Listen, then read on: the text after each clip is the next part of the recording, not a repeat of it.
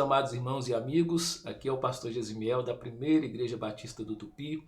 É uma alegria estar com vocês no dia de hoje para compartilhar mais uma breve reflexão da palavra do Senhor.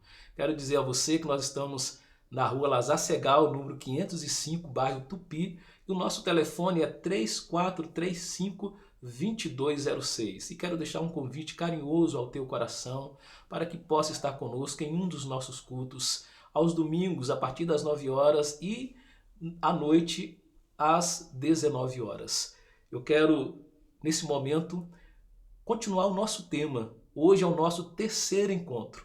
Nós estamos falando sobre a igreja de Corinto. A igreja que, apesar de todos os seus defeitos, de todas as suas imperfeições, de todos os seus problemas graves, Paulo vai dizer que sentia contentamento para com essa igreja, que ele sentia alegria e orgulho desta igreja. Eu quero lembrar que no nosso primeiro encontro nós falamos que a igreja de Corinto despertou contentamento no coração do apóstolo Paulo porque era uma igreja que promovia conforto no meio das tribulações. No segundo encontro nós falamos que foi uma igreja que promoveu contentamento e orgulho no coração de Paulo, porque era uma igreja que promovia alegria no coração dos seus líderes através do cuidado. E hoje, no nosso terceiro encontro, eu quero dizer a você que a igreja de Corinto, ela despertou contentamento e orgulho no coração do apóstolo Paulo, porque era uma igreja que se entristecia com o pecado e se arrependia do pecado. Nos versículos 8 a 11, que nós leremos agora, no capítulo 7 de 2 aos Coríntios, a palavra de Deus diz assim para nós: porquanto, ainda que vos tenha contristado com a minha carta, não me arrependo, embora já me tivesse arrependido por ver que aquela carta vos contristou, ainda que por pouco tempo.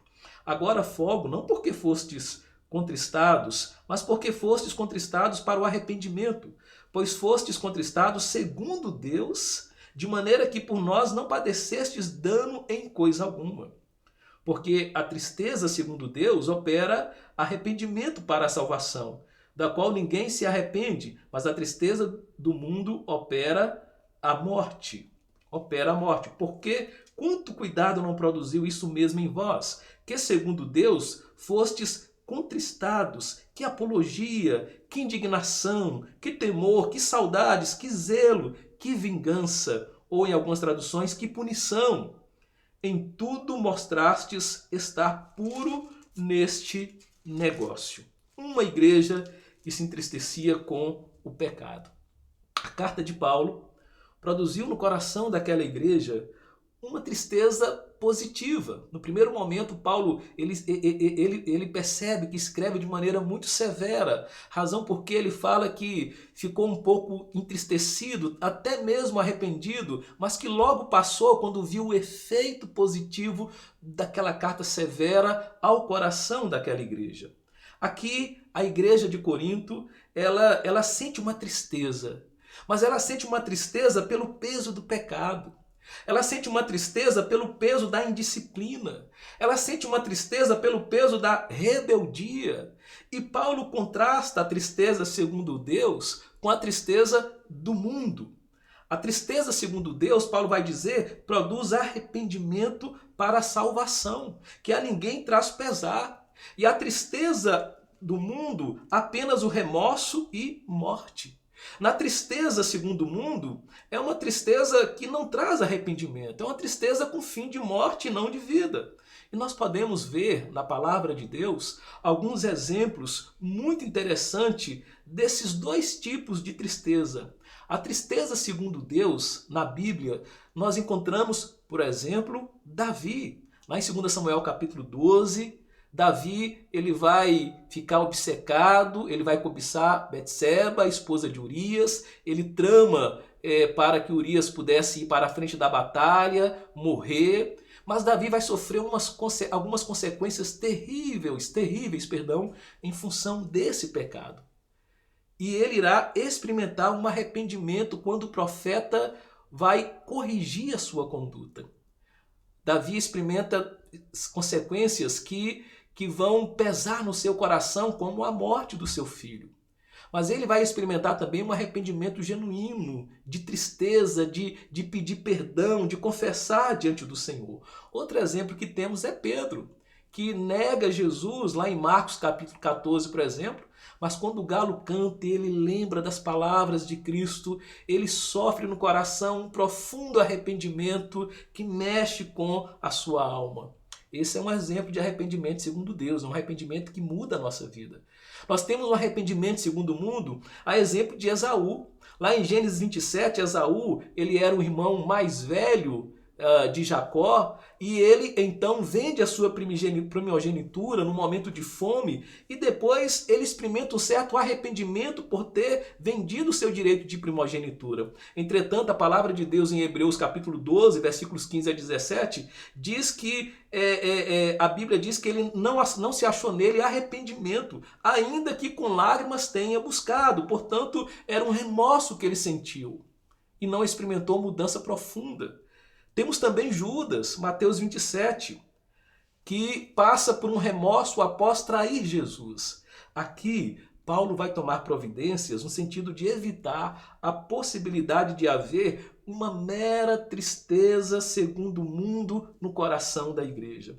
Portanto, amados irmãos, a tristeza segundo Deus existe, segundo destaca Risber, que quando os homens elevam seus olhos para Deus e consideram que sua miséria consiste em serem eles privados da graça divina e temendo o seu juízo, planteiam seus pecados, e essa tristeza gera a vida. É a tristeza que nos faz sentir o peso do pecado e chorar pelo nosso pecado e nos arrependermos diante do Senhor e termos uma mudança efetiva de conduta, de atitude. Qual foi a última vez que você chorou pela tristeza e pelo peso do seu pecado? Paulo diz no versículo 11 àquela igreja, quanto cuidado eles experimentaram advindo dessa tristeza que eles sentiram. Paulo atesta o arrependimento dos coríntios pelos sinais que eles demonstraram. Ele faz da tristeza segundo Deus o primeiro desses sinais. Enquanto não houver reconhecimento do pecado, nós permanecemos sonolentos. Enquanto não houver reconhecimento de pecado, nós permanecemos inativos. E isso é o oposto daquilo que Paulo chama de quanto cuidado, que indignação.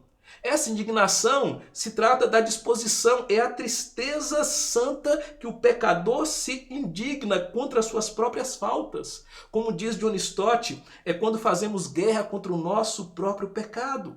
Essa indignação impulsionou a igreja de Corinto a tratar os pecados internos na vida da igreja. Infelizmente, muitas igrejas hoje já não se indignam mais contra o pecado, já não sentem mais o fedor que o pecado exala no arraial do Senhor. Paulo ainda fala àquela igreja, que temor, advindo do arrependimento que eles experimentaram, que temor. Pela advertência de Paulo, eles tiveram medo da punição, mas também almejaram ansiosamente a correção. Muitos crentes têm medo da punição, mas não desejam com o mesmo temor a correção do Senhor nas suas vidas. Sim, Paulo diz àquela igreja, que punição! Por algum tempo a igreja foi complacente e tolerante com uma situação de incesto que ocorreu dentro da igreja, como falamos lá no nosso primeiro encontro, do filho que tinha uma relação com a própria mãe, e que Paulo orienta a igreja a admoestar, a corrigir, a disciplinar aquele irmão. Porém, ao serem admoestados por Paulo, não só eles cessaram de favorecer e de ser tolerantes com aquele comportamento, como eles aplicaram uma disciplina severa na vida daquele jovem. E mais tarde, aquele jovem ele vai perceber a tristeza que a igreja sentiu, o sofrimento que a igreja passou, ele vai receber a disciplina e a palavra de Deus irá nos mostrar que ele irá experimentar um profundo arrependimento na sua vida, a ponto de Paulo dizer, olha, acolha de novo esse irmão, receba de novo esse irmão.